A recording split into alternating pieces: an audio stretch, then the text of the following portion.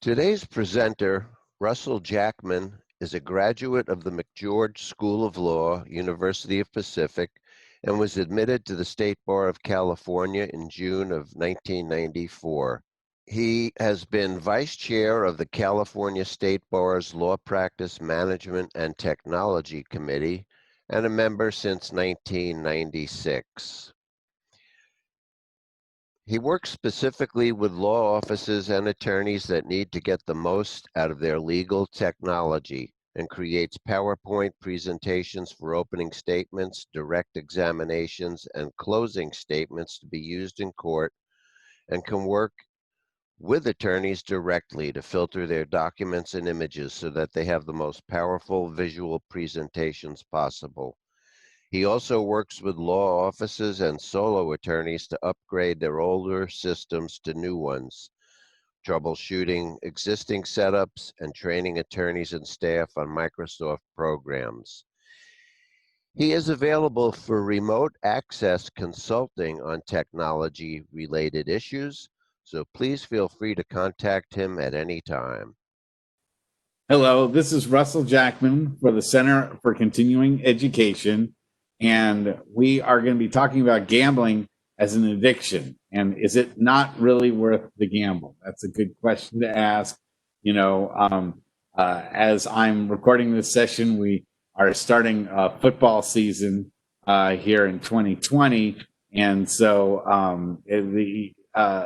that's all I've been hearing as I've been driving around today has been prognosticators talking about the odds and how you want to bet on one team or another, or what you want to do for the upcoming baseball playoffs or the ongoing NBA playoffs and even college football. And so it's kind of a gambler's paradise right now, but it also might be gambler's hell. And it just sort of reminds me of how mainstream everything has become as far as gambling is concerned. In fact, right now, gambling is easier and bigger than ever thanks to online gaming. And in 2020, we've seen that a lot of the casinos have had to, be closed for a number of months, and the ones that are open now have to have a lot of limitations on social distancing, and people aren't at the liberty to fly to the various casinos and to the gambling capitals. So we're seeing now a lot more presence of online gambling as a way to for people to get their gambling fix in, and so instead of gambling taking a hit because of the casinos being closed, we've actually seen kind of an upswing because people are starting to do more of it online and at home more than ever before. And gambling has definitely been targeted recently more towards younger gamers and towards younger Americans. The older vision of gambling. In fact, I was thinking about this when I was driving around today. It's just, I remember, I'm 53 years old. So I'm not really ancient, but I do remember as a kid, Vegas had that whole vibe to it, that it was a tough town, that it was a place where really inveterate gamblers went to go, but it wasn't a place where you had, families going. Places like Atlantic City, places like Reno, they're always considered kind of tough towns. And then in the late 80s, that transformed significantly towards making Vegas a family town, making it more attractive to people to bring their families, to bring kids. Things like the Excalibur were built, and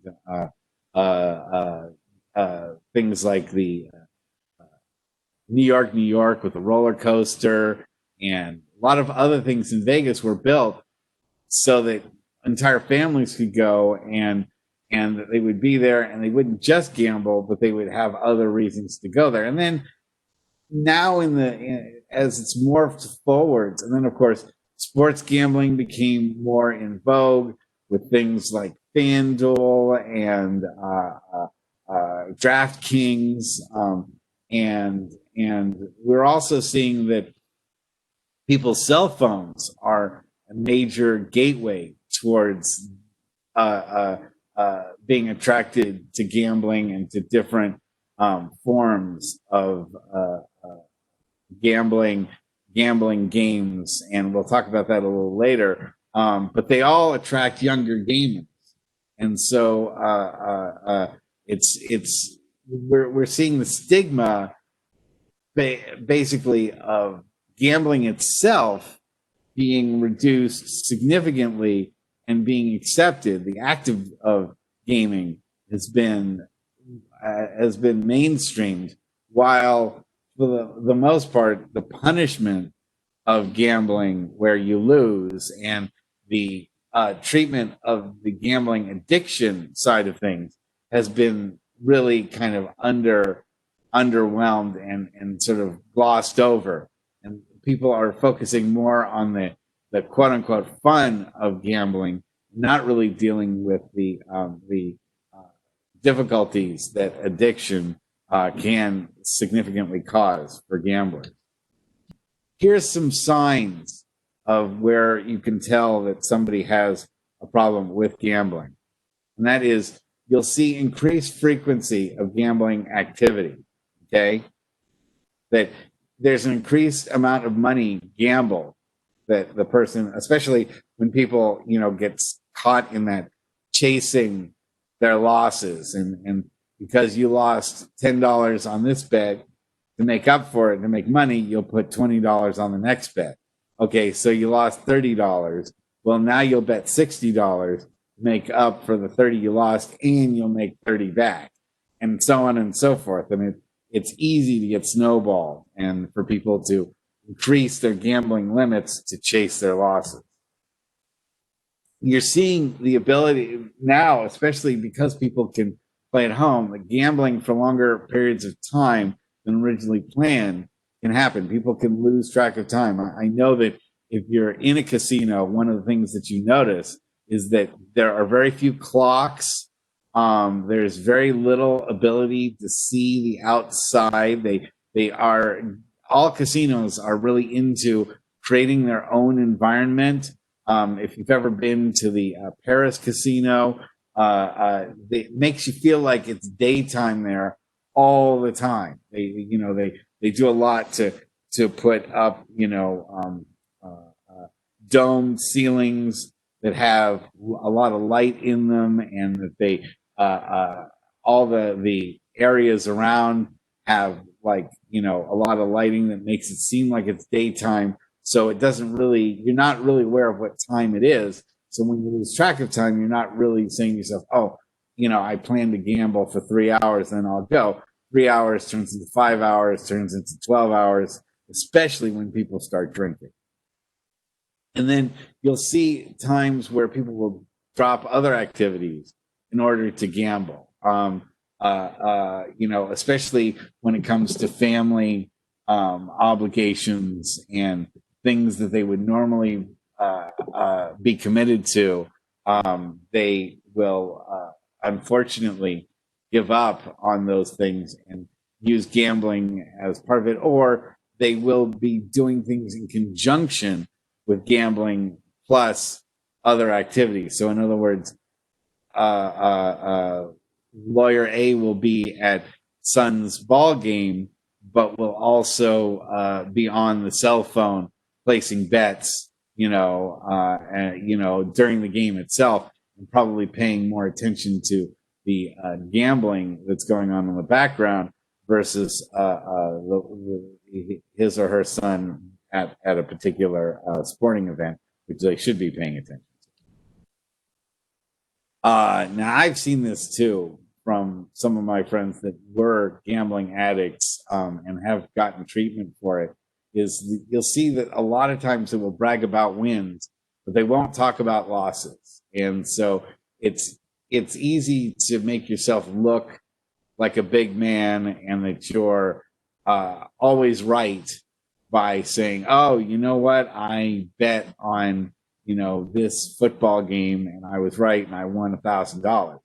But if you bet on 6 other football games and lost $10,000, the one time you were right doesn't really make you look that smart. In fact, going 1 for 7 isn't a good record at all. So but very few people will bring that up if they even talk about gambling at all. But when they brag about wins, it's a self-fulfilling prophecy that they are able to tell other people, okay, look at how successful I am. Look, I'm not being hurt by this addiction because I've mastered it, because I know how to gamble. I'm a smart gambler, and nothing like this. No, I'm not going to be one of these bums that has to foreclose on their house and borrow from the mob to feed my gambling addiction. I've got it in control.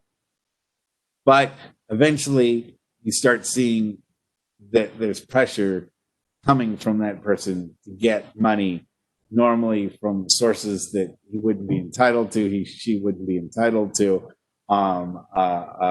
Their ability to judge their reserves, their financial reserves, kind of goes away, and they'll do anything to feed the addiction of gambling. So they will start looking for other sources to feed that addiction, and pressuring other people for money is one of those sources. Of course, especially when attorneys are in charge of their own firm, there is the ability to lie about how money is spent, and they can say, "Oh, you know what? We're going to recarpet the office, and the office isn't recarpeted yet. Out of the office account, $4,000 is missing, or saying, we're going to buy some new software, a new computer system, and then that gets written off, but the purchase actually isn't made. It's you try to hide it by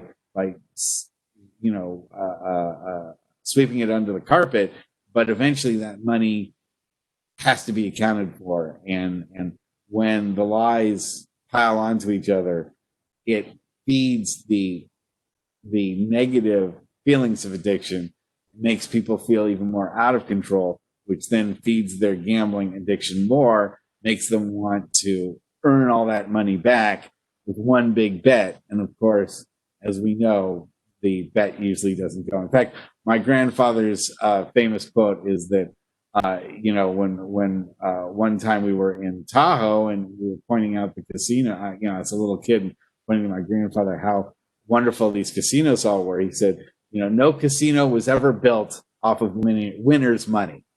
And so those casinos get their money somehow, and a lot, and it's obviously by people spending more than they ever win. And so when gambling gets out of control, it's easy for people who are already out of control to give in to their out of control tendencies and do other things that they wouldn't normally do under other circumstances. But since they are now, so deep into it, that they will do things like drink or do drugs as kind of an anesthetizer to neutralize their feelings, so that they can gamble more without repercussions. And it also is one of those things too that people feel like, well, if I'm doing one thing that's forbidden, I might as well do everything that's forbidden. And so people will go wild on every particular level, because they'll say, well, if I'm going to sin, and I'm going to hell because I'm doing this, because I'm gambling, I might as well, run the gamut and go on all levels. And it's a self-destructive thing that sort of feeds onto itself, especially when people start losing a lot of money. Of course, there's probably the number one thing that you'll find in a gambling addict is that they will deny that there's a problem, but all the signs are there, and you can see and you have proof that there's money missing or that the gambling activities are going on, but they will deny that there's a problem. So there are also problems when things happen, such as frequent absences from home and work occur, especially when they involve going to a casino or off-track betting, something along those lines. Excessive phone use, which again, for attorneys is really hard to track. It's very easy for an attorney to seem like they're on a business call, but instead they're placing bets. Withdrawal from family, because family is usually what is being sacrificed monetarily and time and effort and attention. That's usually where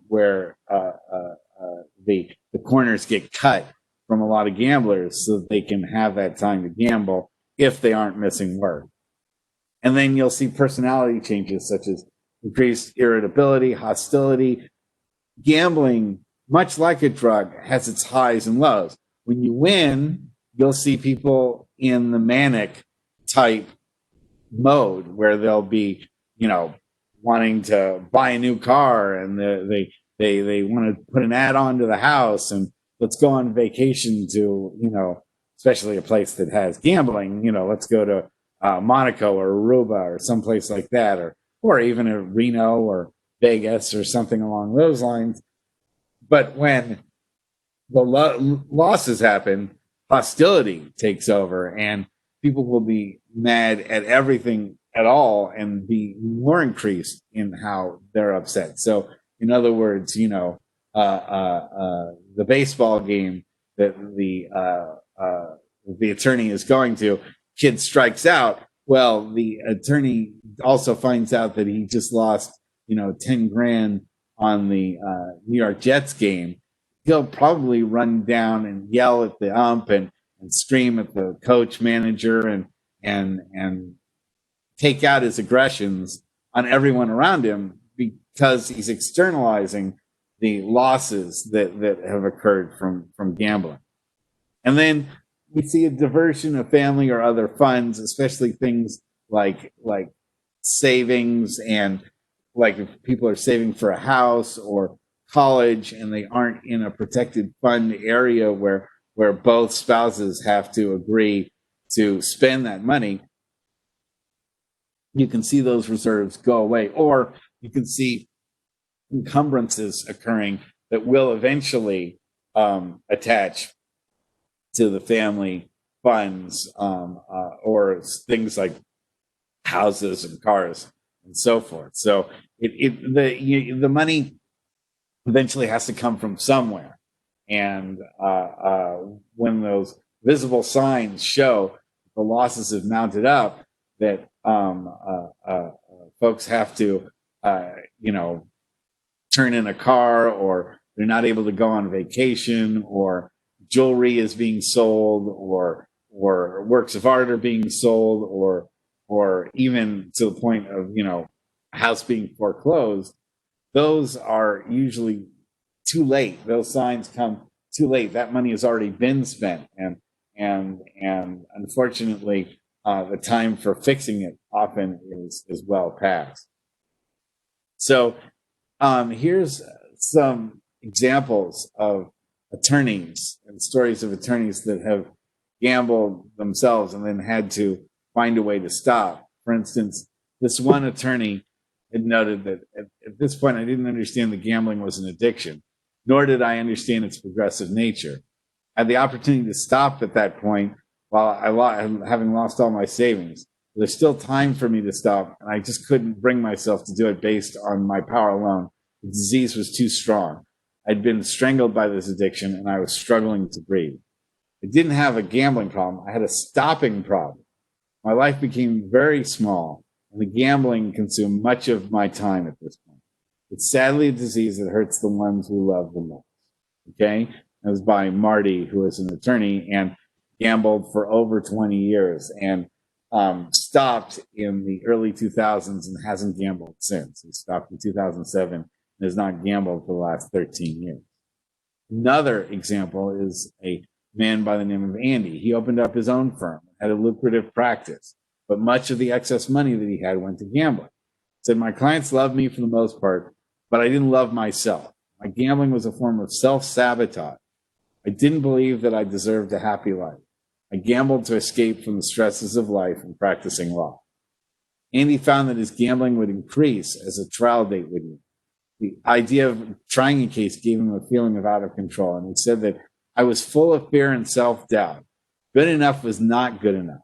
I had to prepare endlessly to cover all possible situations. I'd play the part of the victim, feel sorry for myself, and then gamble.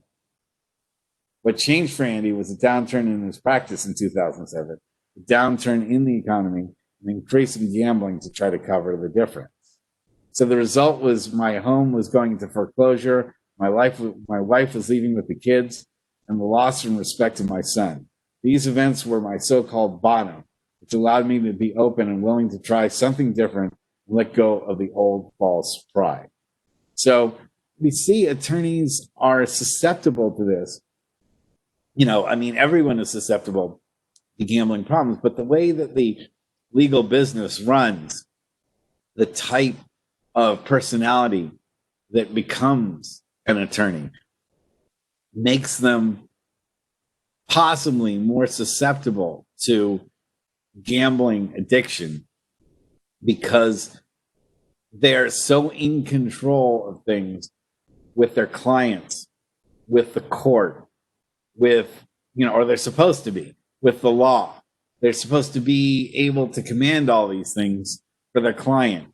And when we go to court, they're supposed to be like Perry Mason and be so at ease with dealing with the court system that there's a lot of pressure when those things don't quite fit. And when someone is caught in a cycle of self-destruction, gambling works really well into that formula of self-destruction because you're destined to lose for the most part. I mean, there are professional gamblers who make it work fine. And this is also not to say that, people that go to Vegas, every single person that goes there, gambles their life away and is bankrupt. In fact, that might be the hardest thing about it, much like alcohol and alcohol or other drugs that aren't necessarily addictive by themselves, or like heroin or anything like that, is that it can be used responsibly. Gambling can be done in a responsible way. I myself have gambled in the past, yet I've always been able to maintain my financial output, my financial limits on gambling. And I've always looked at gambling as more of a fun distraction while I'm at one of these casinos versus I'm going to use this as a way to make a profit and show everyone how smart I am because I'm able to beat the system, and where all these other people are losing money, I'm winning money because I'm just that much more special than them. If I go to a casino and I lose $100, but I was there all night long and I felt like I had a good time and I gave it my best shot, and I may have won, I may have lost, that's okay. But I won't chase that $100. I won't go to an ATM and withdraw more money. I won't, get a loan so that I can gamble, which is why there's this problem, is that there's millions and millions of people that do gamble and do it responsibly and have no problem with it. It's that it's dangled out there as a carrot for people that don't have that ability to control themselves. And so drawing the line between where you can limit gambling versus taking care of people who have a legitimate problem on something that is legal is always where there's going to be an issue. And so, again, much like alcohol, which is legal and, technically one can drink as much as they want, until they destroy themselves and violate the law. But there isn't anything society-wise to keep people from being gambling addicted right now. And in fact, what is unfortunate is that as time moves forward, gambling gets to be more accepted and is more present, even more than alcohol and vaping and cigarettes and cannabis and everything like that. Gambling is more accepted by society because of the way that it's been ingrained into profit for schools. For instance, in California, the lottery system is tied to the education system, and Native American reservations. The gambling is tied to jobs and to restoring the economies of the reservations that were unfairly fostered on the Native American people, and for Asian folks, there's a cultural positivity of certain numbers that you want to play and certain dates that you want to play because it's supposed to bring good fortune. So it's hard to say that, I mean, even going back to ancient Judaism and the dreidel, you've got gambling built into many cultures. Okay. And so you can't just say it's evil per se and just get rid of gambling. It really hasn't worked. But on the other hand, we are seeing the floodgates opening and it being easier and easier to gamble. And what is that effect on people like Andy and Marty, as we've seen here? In fact, if we look at these particular projections for online gambling, we can see that the projection in 2027 is that sports gaming will probably be in the number, just sports betting online alone will outstrip all gambling that we're doing right now online in 2020. And that you're going to see that all the other types of gambling, including casinos and online poker and bingo and others, and we'll be getting to that, is going to reach in the dozens of billions of dollars, maybe 13 to 15 billion dollars is what they're estimating. And that is a really, really huge market. And especially when you talk about online gambling, which doesn't need the casino to operate. You don't need as much capital to open up an online casino as you need to open up a physical casino. You really just need to have programmers put together something and then be advertised and popular enough to get people to come to you. So the infrastructure to create these online casinos is almost zero. Or it's not zero, but it's so much less compared to a physical casino, and takes much fewer employees, and there's so much less overhead and insurance and worrying about theft and vandalism and so forth, that we're going to see this. I'm not even sure that the 15 billion in 2027 estimate may be on target. It may be more like 20 or 30 billion, just because we're seeing so many people now, because of COVID-19, stuck at home and being forced to do things from home and not travel. We may see a lot of places proliferate because of that, and continue to push online gaming.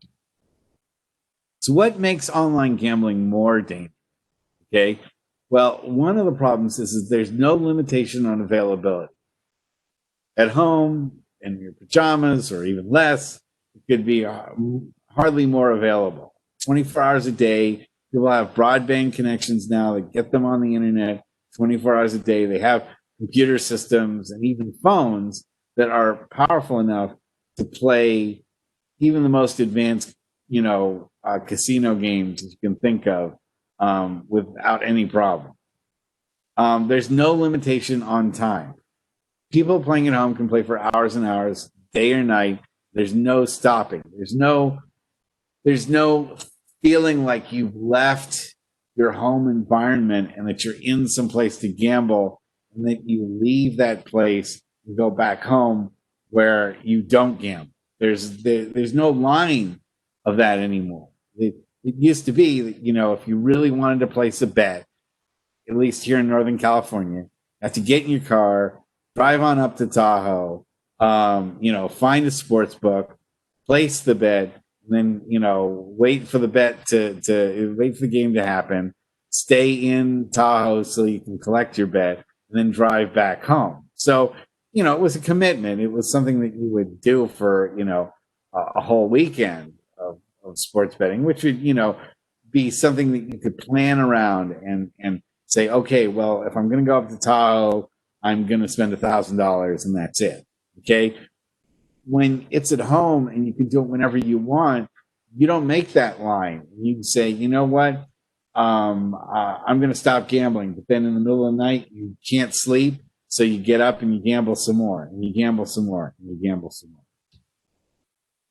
There's little limitation on money. One of the big problems is that, and we've seen since 2007, credit card companies are not allowed to offer payments for gambling debts. But with credit cards, there's ways to get cash advances, and they don't know what you're spending the money on. And so with credit and using casino lines of credit and all that stuff, a whole lot of money can be won and lost before stopping. So when you don't see, if you carry a bucket full of quarters, you knew that was $100 worth of quarters, you see the bucket going down. The bucket weighs less. There are less quarters in there when you're throwing it into a slot machine. When it's electronic, they're just numbers on a screen. You don't see the money leaving your wallet. You don't see it. And more casinos these days are using credit card systems or prepaid lines of credit that come in a little card that you stick into the machine. And obviously, that extracts your money much faster than taking the coin, putting it in the slot, and then pulling the arm. If you can just hit a button quickly and it's going to come right out of your account, that's a lot faster and a lot easier and a lot more dangerous than just throwing in coins one by one. Now, you can lose your money easily. Online gambling operations are in business to make the profit. They take more money than they pay out. Again, as my grandfather said, casinos were not built with winners' money. You can ruin a good credit rating.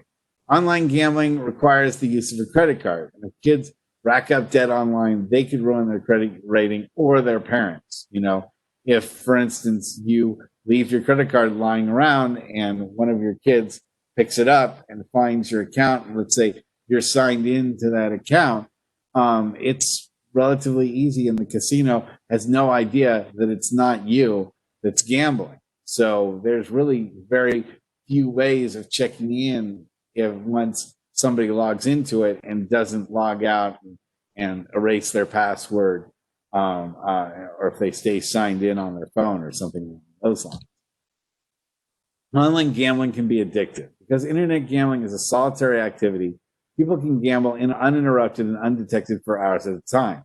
Gambling in social isolation, using credit to gamble, may be one of the risk factors for developing gambling problems. So, people, when you're at a casino, you can sort of see the world around you and notice that you're like going and going up to the ATM and taking the money out. You can see that you are maybe not winning at the same percentage of the people that are around you. You're sort of, you could possibly see what time it is by checking, your watch or something like that. But when you're at home, those things don't really matter, especially as someone that is addicted to gambling. you can stop paying attention to all that because you're where you need to be anyway. You're not in some strange hotel or in a strange city or at the track or at the arena. You're in your own home environment, place that's supposed to be safe, but isn't safe if you get addicted to gambling at home. And of course, as I pointed out, gambling is illegal for kids. Every state prohibits gambling by minors, but um, uh, uh, gambling sites will not pay out to children, and they go to great lengths to verify the identity of any winner. But they don't go very far to identify the identity, to figure out the identity of losers. So that's the thing. It's easy for your money to go out, but it's not always as easy to get it to come back in when you win.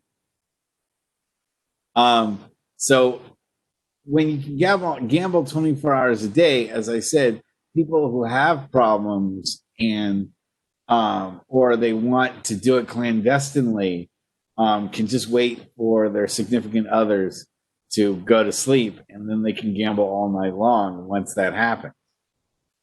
And when you can be solitary, there isn't somebody to say you've had enough or that you would need to stop. If you go to a bar and you drink, the bartender will cut you off eventually. If you take those same bottles of alcohol home and drink yourself into a stupor, there's no one that tells you no. The absorbing nature of computers can lead people to lose track of time while gambling. As a person who's not an inveterate gambler, but an online game player, I will definitely say there have been times when I've gotten into a video game and been so into trying to solve it or finish a particular adventure that time goes by without you really noticing. And especially since we've been in this COVID lockdown for a lot of people for now 6 months or longer, we are kind of getting used to passing a day at home like it doesn't really matter. Like days don't matter to people. Time really doesn't matter that much. And the computer is their only means of communicating with the outside world. And so because the computer is such a big part of everyone's life, people sort of lose track of how powerful the computer is, and that it can siphon the money right on out of your account if you're not paying too close of attention. It has access to all that money. You can't just protect it and say, I'm just going to spend $100. You're the one that has to say, I'm going to just spend $100 gambling. Gambling online enables an accelerated speed of play. So casino card games have an average rate of play around 30 hands per hour. Someone has to shuffle, they have to collect the cards, they have to deal, the physical dealing. But online poker, you can average 60 to 80 hands per hour. So you get in a lot more because you don't have the same time that it physically takes to shuffle cards and to deal them out. They have seen that people that come into gambling treatment who use the internet to gamble had more severe problems overall. There's a decreased perception of the value of cash. So as I pointed out, the bucket of quarters, and that when things go from dollar bills that you see and physically turn into chips and then gamble those chips away versus just a number on the screen that you really don't focus on, it becomes easy to just say, okay, well, that's $100 here, $100 there, $100 here, $100 there. Well, suddenly that's $1,000. Okay. If someone said, give me $1,000, you'd say no. But 10 bets of $100 can be $1,000 right there and go literally within 5 minutes or 10 minutes if you're a fast gambler. Credit card or account details may be vulnerable to capture, and funds may be vulnerable to theft by computer hackers. especially when people use offshore gambling websites and ones that may not be secured or associated with any kind of a reputable business. Again, it's very easy for them, once you signed up with them, to take money out of your account. But what happens if a gambling site that's in the Cameroons, or one that's in the Bahamas, or one that's in,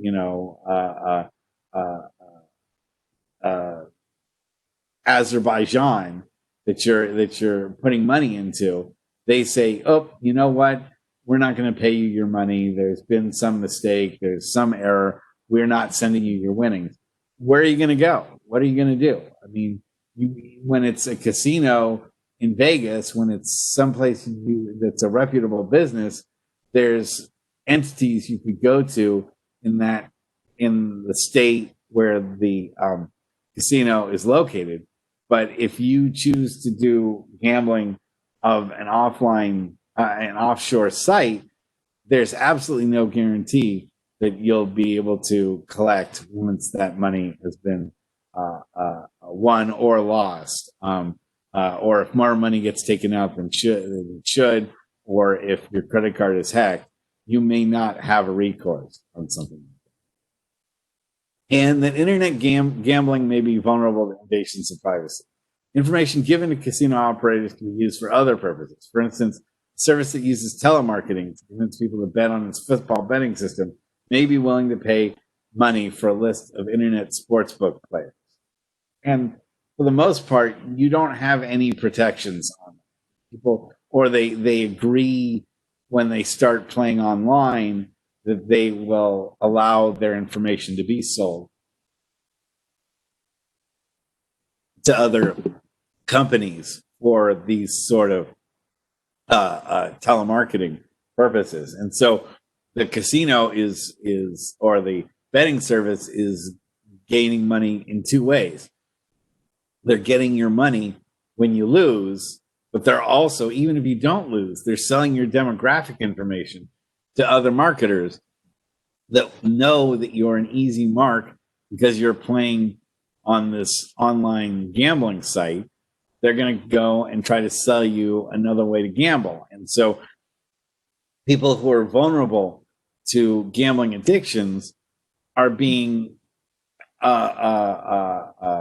solicited by even more gambling casinos. It's like saying someone who's addicted to heroin, we're going to sell your information to a bunch of heroin dealers who will call you 24 hours a day and ask you if you want some more heroin. Online gambling, for the most part, is anonymous. Okay, the anonymity of online gambling can make it harder for players to control themselves. Casinos typically don't allow people who are visibly intoxicated to gamble. For example, in Nevada, it's against the law for a casino to make gambling available to a visibly drunk person. But anyone can gamble online, even when under the influence of drugs or alcohol. There's no way to tell. There's no way that they want to know. So they wash their hands of it and say that's up to the individual to control themselves, and we can't control what they do at home. The anonymity makes online gambling available to anyone, even people who are too young to gamble. Casinos are regulated by age limit laws, and no one under 18 is allowed in, and no one under 21 is allowed where alcohol is served.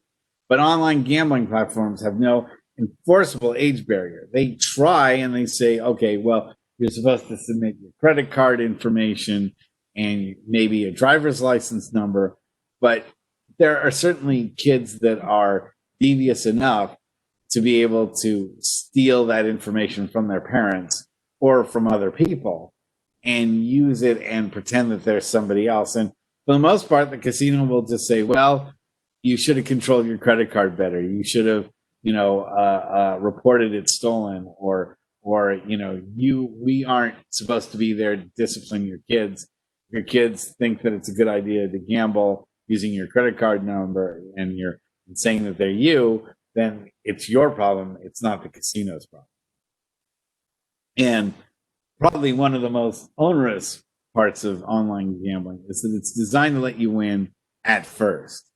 Online gambling platforms know how to make gamblers want to come back for more. And you run promotions or incentives to get you started. Those who experience the initial satisfaction and thrill of winning are likely to return to the platform even after the promotion is over.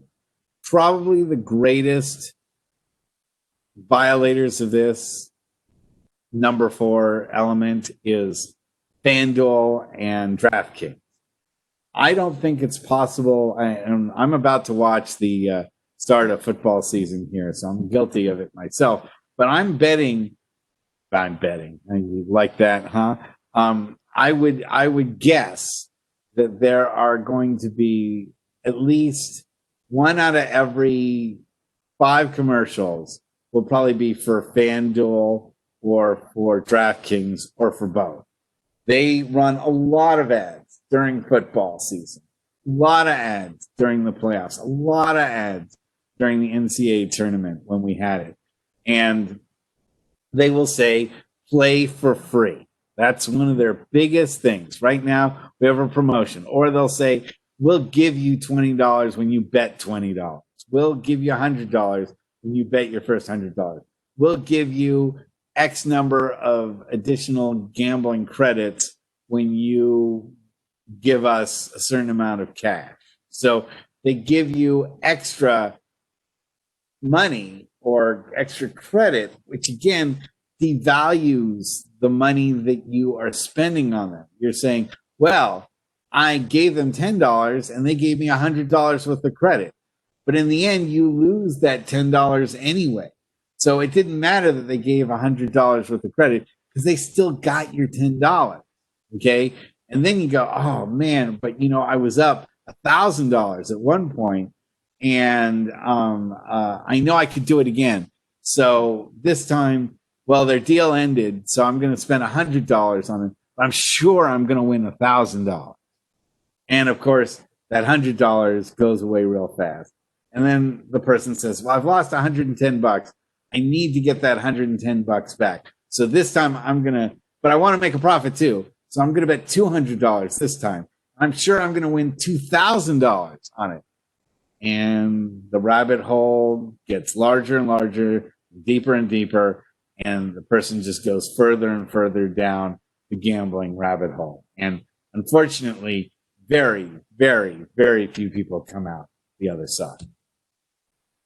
Do you even know who you're dealing with? If you're going to gamble online, then you need to know that you're using a legally authorized platform. If you choose to play on an illegitimate site, you should know the potential risks. A lot of people want to, especially because these illegitimate sites are the ones that promise the biggest payoffs. Got to understand that, you don't get something for nothing, and that when places are offering you a gambling deal that really seems too good to be true, the odds are it is. And then with casino closings and sports suspensions, online casinos and poker revenue have really gone up. In fact, we've been seeing that online gamblers are betting on Russian table tennis matches and sumo wrestling. As a quick little aside, my father was fraternity brother with a man by the name of Jack Molinas, and no one would really know that, but he was an NBA player, and he was actually an all-star in one of the earliest all-star games of the NBA. And he was kicked out of the NBA because of gambling and point shaving in games that he was playing. But my father told me that Jack Molinas was the most inveterate gambler he'd ever seen, and they would bet on raindrops that would fall on the window in his fraternity house and see which raindrop would hit the bottom of the windowsill first. They would bet on flies landing on particular locations. They would bet on anything they could get their hands on, because it became less of a monetary thing and more of a bragging rights thing, that you were able to say to the other person, I got the bet right. I was smarter than you. And by the way, Jack Molinas went after being kicked out of the NBA. He went into the porn business. He tried to undercut the mob, and the mob retaliated by putting 6 bullets in his head. It's estimated that by 2025, 36 states will have legalized gambling. And we're going to see that probably once those 36 states have legalized gambling, the other 14 are going to be hard pressed not to legalize that themselves. It's going to be money that is just lying there that other states are earning, that the neighboring states won't want to lose by having their population leave their state and go to an adjoining state that has gambling. So I have a feeling that once 36 states have it, it'll be very hard to imagine the rest of the United States not legalizing gambling as well. Won't be on a federal level, but it'll be legal in all 50 states. 16 states either have legislation on the ballot or on deck this year's 2020 election. It's estimated that 2025, that those 36 states will have gambling. And again, it could even be more than that. How can one tell if an online gambling site is legal? Well, the legality of a particular site will be largely dictated by the forms of gambling that are allowed by a specific state. And in states where all forms of gambling are illegal, an internet gambling site headquartered in that state is also illegal. But we talked about offshore gambling, where there's pretty much no regulation at all. And in a state that has certain legalized forms of gambling, internet sites that provide acceptable forms of gambling are legal. Again, those lines are beginning to get blurred more and more as different levels of gambling, including sports betting, is being legalized. Now, the federal legislation serves only as an applicable guide on this issue. And for internet gambling sites, most widely used federal gambling regulations are the Unlawful Gambling Enforcement Act and the Wire Wager Act. The Unlawful Internet Gambling Enforcement Act says that this act prohibits gambling companies from knowing and accepting bets with wages to be unlawful under state or federal law. But this act has a specific carve out for fantasy sports. Right, the fantasy sport is focused on skill rather than chance, and the payout is not based on single real world performances. It's quite an exception there. And the Wire Wager Act, it prohibits the use of a wire transmission facility to foster gambling.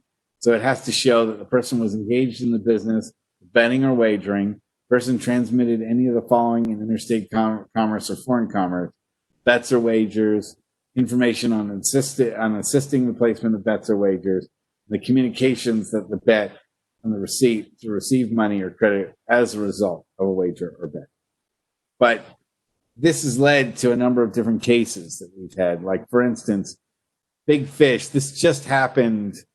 We're speaking in early September of 2020. This case was settled in July. So just a couple months ago, Big Fish Games reached a $155 million settlement over online gambling games. Big developer Big Fish had its free-to-play gambling games on the iOS, Android, and Facebook. And plaintiffs alleged that the Big Fish Games illegally profited from its games and violated a Washington consumer protection law. The Big Fish players were given free chips with one daily spin. After the player loses the free starter chips, they're shown offers to purchase additional chips for real-life money. The plaintiffs alleged that these free chips were intended to get players hooked on Big Fish's games.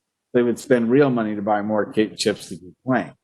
Both lawsuits were filed in Washington, and both were criticized for the fact that they were violating laws that said that it would both against transmitting gambling information over the internet, and that people there's a cause of action for people to lose money or anything of value on illegal gaming to recover the amount of money lost from the person or entity who benefited from that game. So, at least according to Washington, Big Fish had to disgorge $155 million. But you would think if they could come up with $155 million just for the people of Washington, how much money are they making across the board in all the other states in the country and also in the world internationally? Then we have, in one instance, an $871 million gambling verdict was thrown out because it was based on a 1700 era anti-gambling statute. Kentucky was using, the state of Kentucky was using a 18th century statute that allowed gamblers' family members to cover the gamblers' losses from the winners. But the court said that allowing third parties to sue the supported two main purposes of the act, which was suppressing gambling and making a losing gambler whole. For the state to sue the recovery for treble damages would only serve the purpose of suppressing gambling. So we see that the courts do draw a line and say that they recognize or they feel that there is a legitimate business purpose behind gambling, and they will not enforce laws that or adjudicate a case so that people who lose money gambling can get their money back.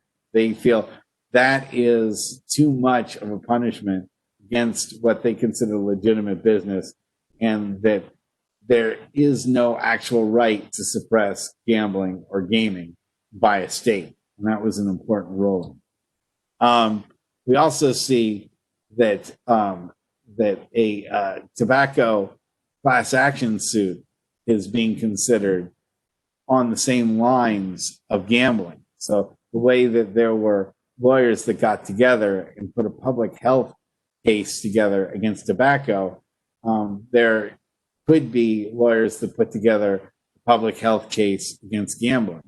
There was one that was in Canada, which had a 10,000 gambler fight against the Ontario Lottery and Gaming Association, claiming that the individuals took unfair advantage of the individual's weakness to allow them to gamble. There has not been a case like that filed here in the United States, but that doesn't mean that there couldn't be. In fact, the critics say that they don't have a case, that David Stewart, as a Washington attorney, feels that gambling is a product, that American citizens have the right to partake of that product as much or as little as they please.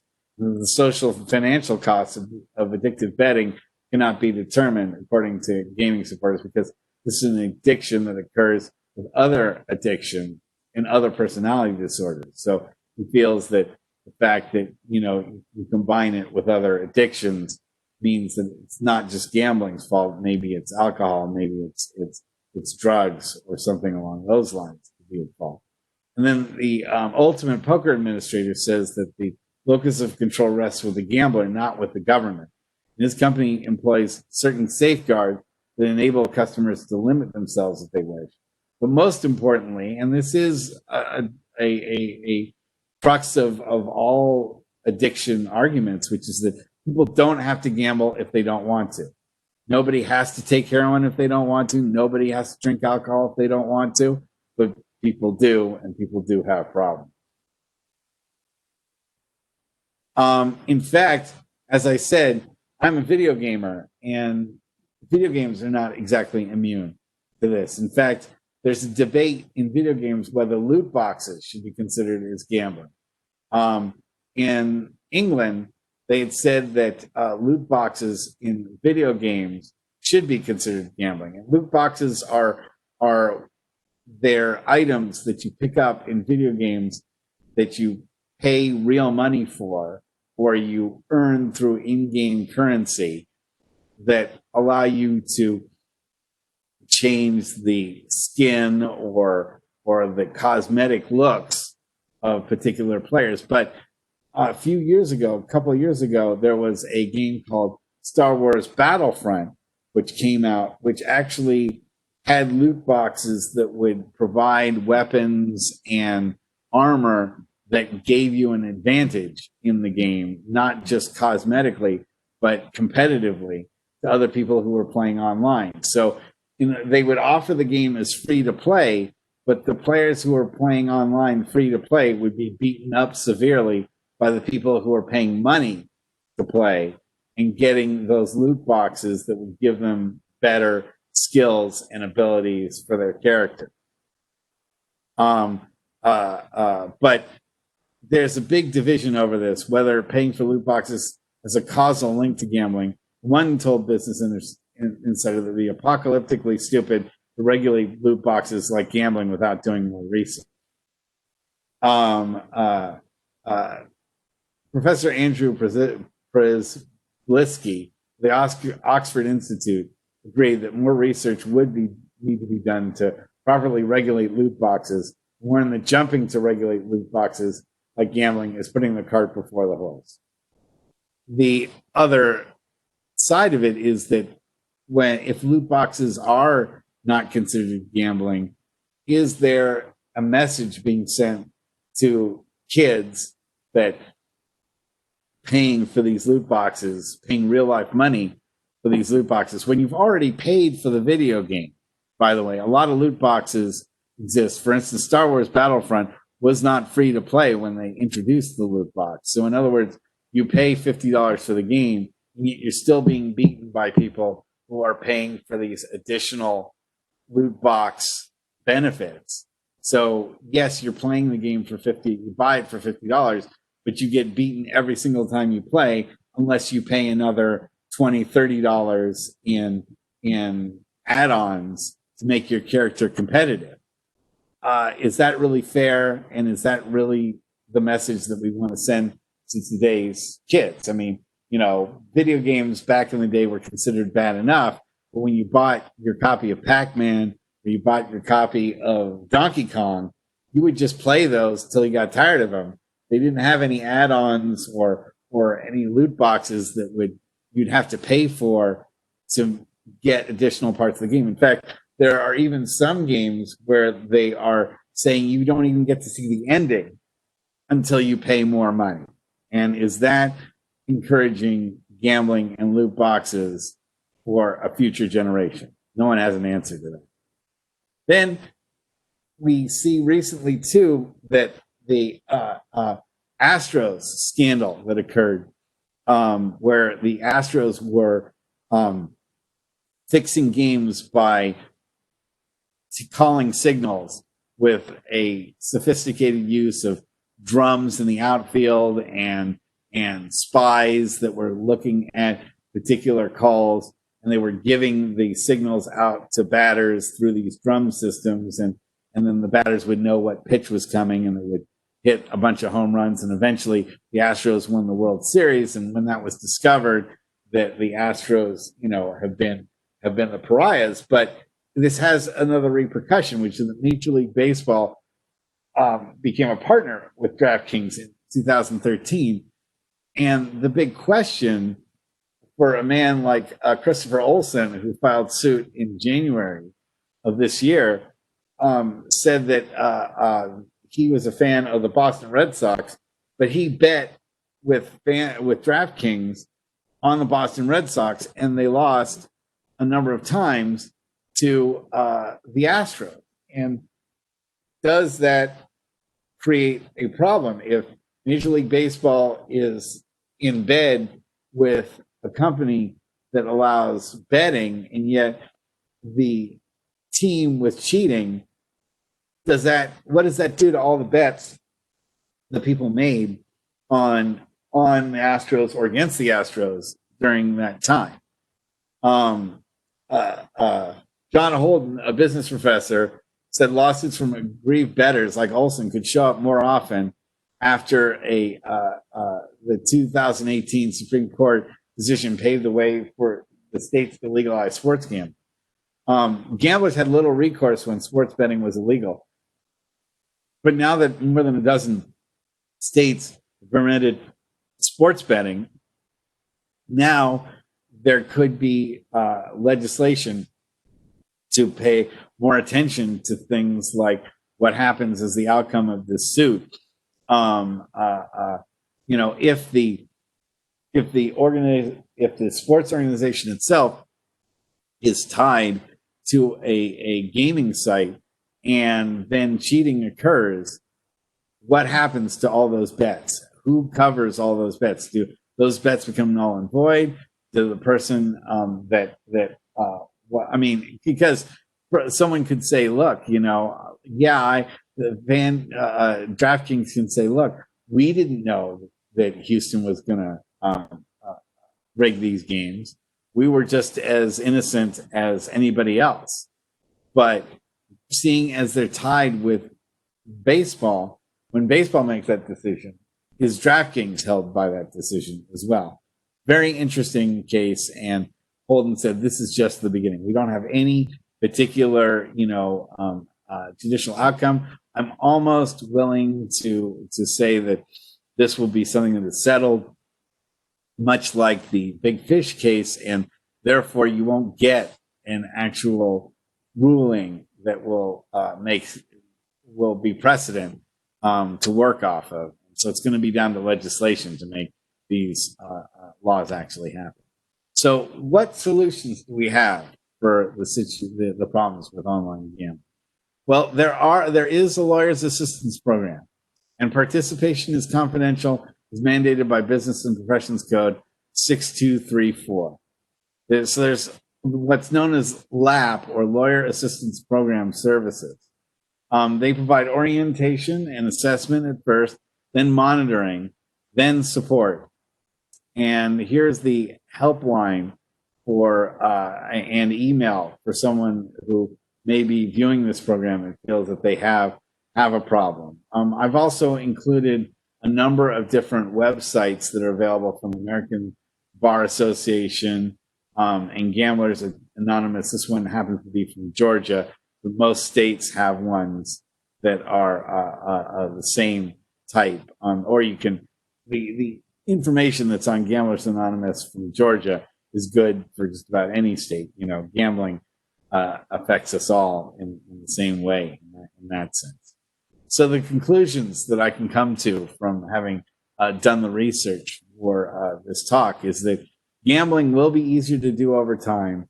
There will be more ways to gamble. Whether that is something that we feel is good or bad, it's just going to happen. And we have to be ready for that and prepare ourselves for that. The internet provides faster and easier gambling than ever before. Children might be the latest targets, as we talked about with loot boxes. The industry is growing, and there's less control over it as the industry grows.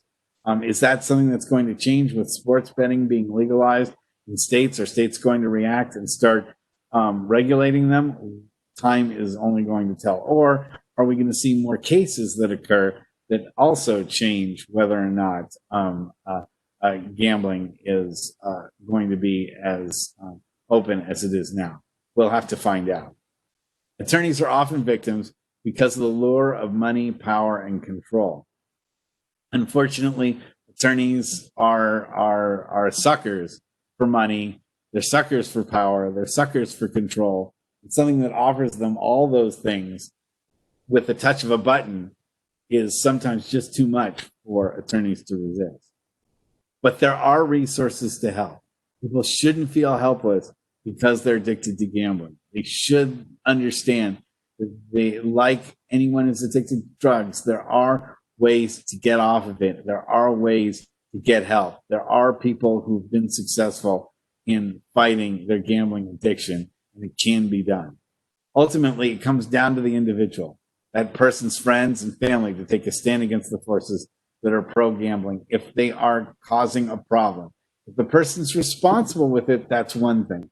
But if it's getting out of control, the best resources that can be available often are the person's friends and family that can, and possibly employer, that can step in and say, you have a problem, here's what we want to do to help. And again, it has to be looked at as a measure of providing help for the individual, not a sense of judgment and punishment, or the gambling will be forced to go underground.